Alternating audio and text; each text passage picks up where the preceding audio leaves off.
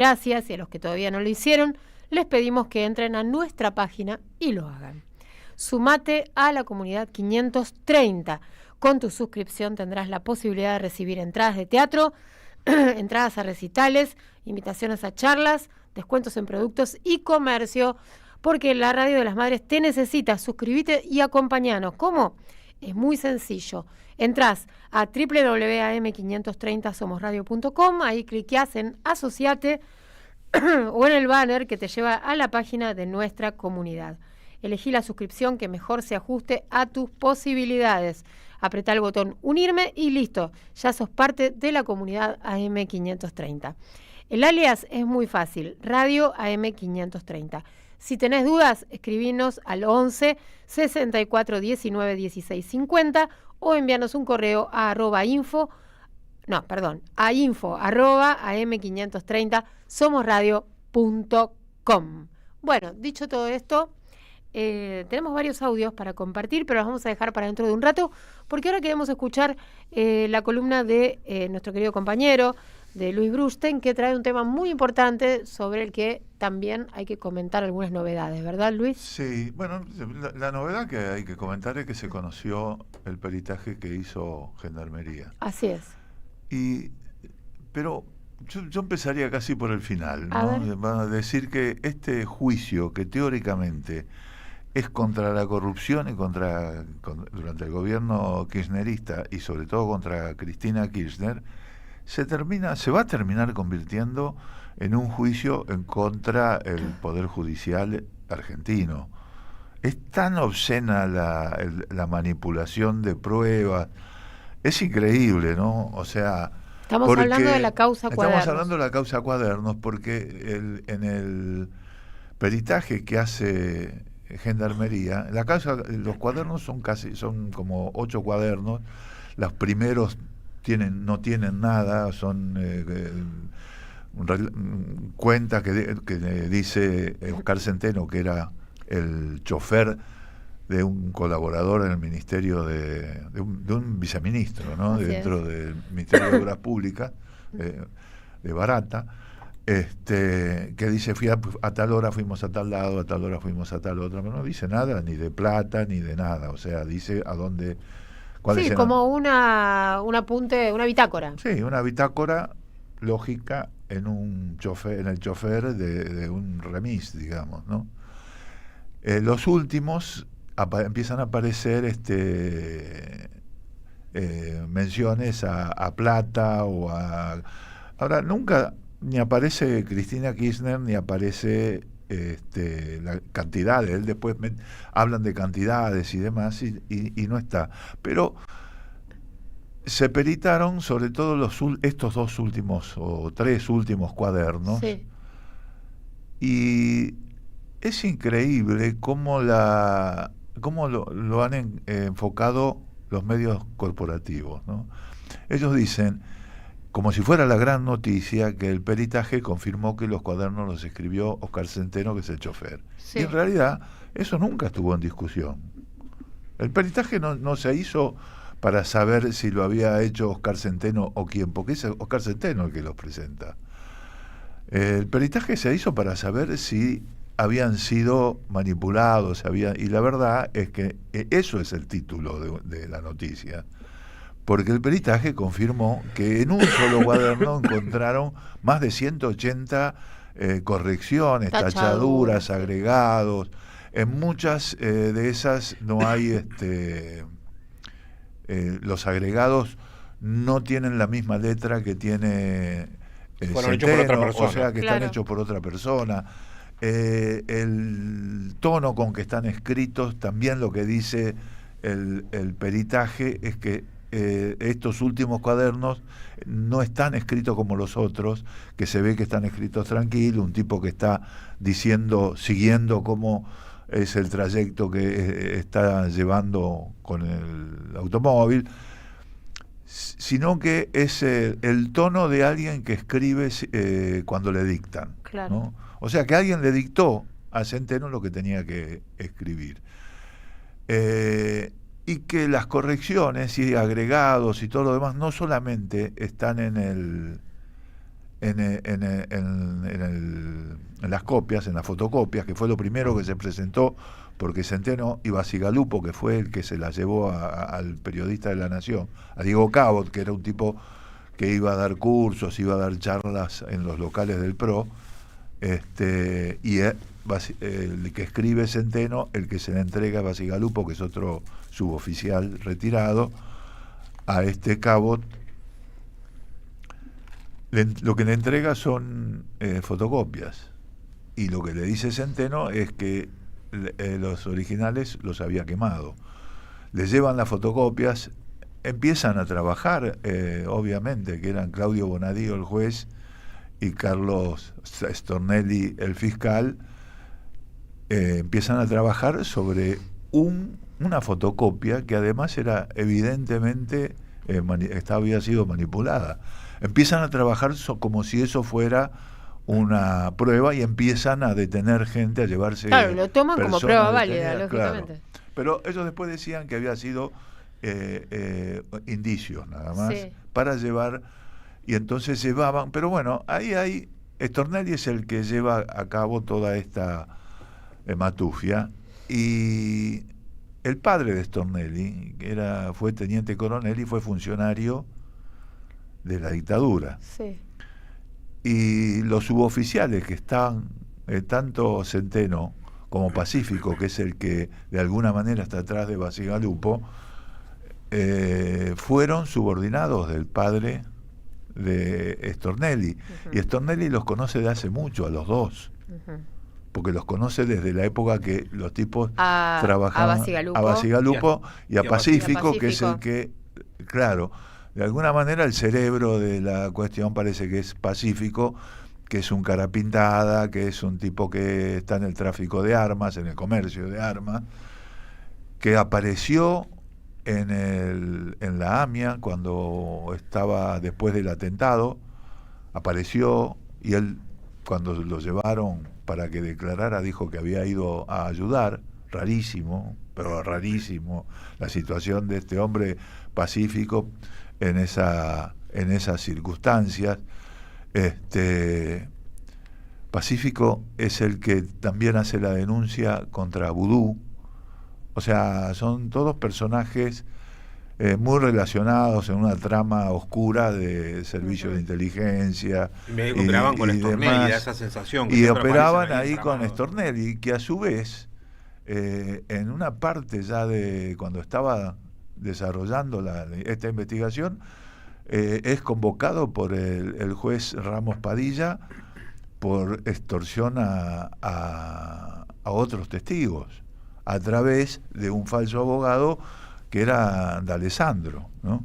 Y Stornelli no va nunca a declarar al juzgado de Padilla, y consiguen que le saquen a Ramos Padilla la causa esa y se la llevan al fuero federal, que es donde el macrismo tiene tanta injerencia, y ahí lo sacan de la causa donde el otro personaje fue condenado por 4 años, ¿no? Por extorsionar a testigos.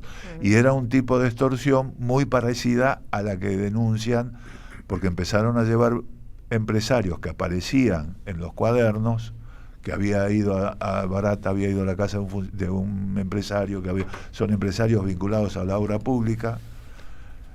Los empezaron a llevar, los llevaban, los metían presos y les decían que si no declaraban de que habían pagado coimas al gobierno, sobre todo a Cristina Kirchner, pero ellos nunca la vieron a Cristina Kirchner, así que no la quieren poner a Cristina Kirchner como principal acusada, pero en realidad ninguno de ellos la vio ni le entregó nada a ella. Eso es lo que podían decir en todo caso, era que le habían dado plata a este otro funcionario, sí, que también eso queda todo en una en tela de juicio, porque era bajo amenaza. Si nombraba exactamente que igual que volvías a tu casa, claro, si no ibas preso. Pero es el modus operandi por el cual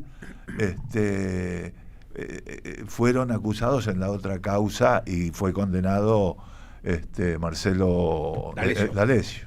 Una serie de era exactamente, ¿no?, igual en una causa donde D'Alessio, para extorsionar al empresario que lo estaban apretando, llamaba a Stornelli delante del empresario. O sea, es una causa totalmente sucia, totalmente embarrada, y la complicidad, vuelvo a decir, de los medios es tan obvia, pero ofende, porque parece como si fuéramos todos idiotas.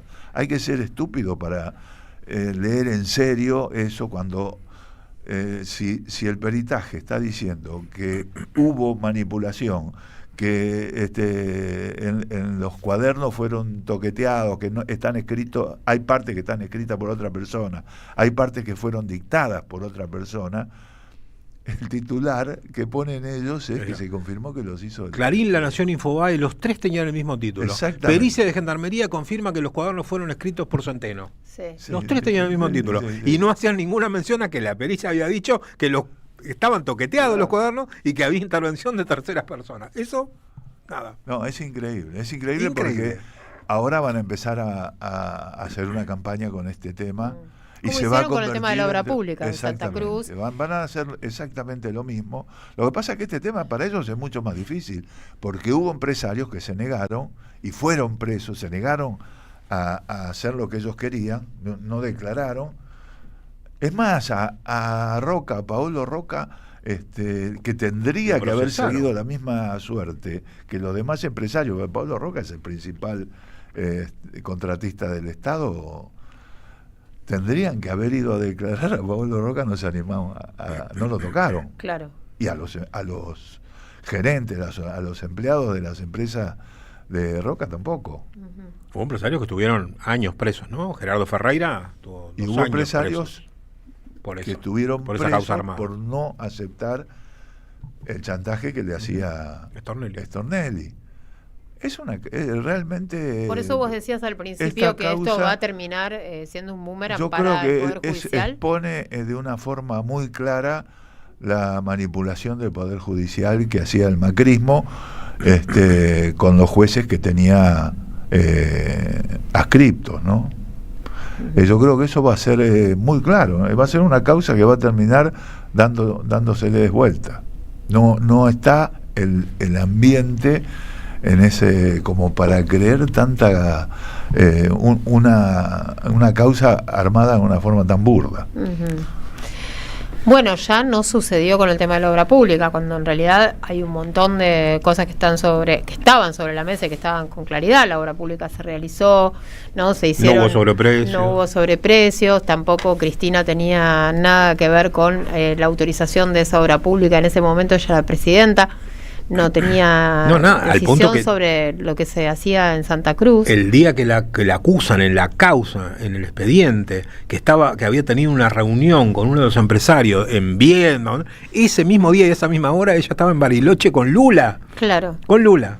Bueno, todos esos detalles tampoco estuvieron en los títulos de... No, solamente el fiscal Luciani gritando de esa forma desaforada para tratar de darle fuerza a un texto que no tenía pruebas, ¿no? El texto era un texto flojo porque no tenía pruebas, entonces aparecía un fiscal gritando como un energúmeno, alargando, ¿te acordás? Esa acusación, claro, para por lo menos hacer que el juez justificar la condena que ya estaba un poco arreglada con los jueces, ¿no? Sí, para, darle como la estocada final al tema de la prescripción, yo creo que y sacar a Cristina de la competencia. Sí. Y yo creo que ese es un tema que va a tener que el gobierno que venga después es un tema que prioritario que por tendría supuesto que haber encarado Alberto Fernández, y yo creo que fue una de las deudas que más grandes que deja Alberto Fernández durante la presidencia, ¿no? Y Luis, este tema también tiene que ver con algo que vos trajiste varias veces, que es la sincronía o la sintonía entre todos estos procesos judiciales contra Cristina, con los momentos electorales. Sí, exactamente, ¿no? Están empezando a sacar esta cuestión, claro. Sí. Ahora se vuelve a repetir. Causa Cuadernos. Yo la verdad que no sé, realmente tenés que ser para creer estas cuestiones, no tenés que creer simplemente por una cuestión ideológica. Tenés ganas de creerlo. Tenés ganas de creerlo, te conviene creerlo. Realmente, porque desde el punto de vista de la objetividad de la prueba y todo eso no existe. Mamarrachos. Es un mamarracho. Igual que temerario todo eso, ¿no? Porque que la justicia esté actuando de esa forma no tranquiliza a nadie, a ningún ciudadano con respecto a ninguna decisión. No debería tranquilizar a ningún ciudadano. Claro. Lo vienen haciendo hace 40 años por lo menos, ¿no? Imagínate si pueden hacerlo con una expresidenta. Bonadío tenía 9 denuncias. Un ciudadano común. De hecho lo hacen. Claro. Bonadío tenía 9 denuncias en la magistratura. Sí. Y se murió sin que ninguna de esas avanzara, porque de alguna manera los que lo bancaron y trabaron la investigación de esas denuncias fueron los macristas, ¿no? Los abogados y los representantes del macrismo en el Consejo de la Magistratura. Realmente eso es bastante sospechoso, ¿no?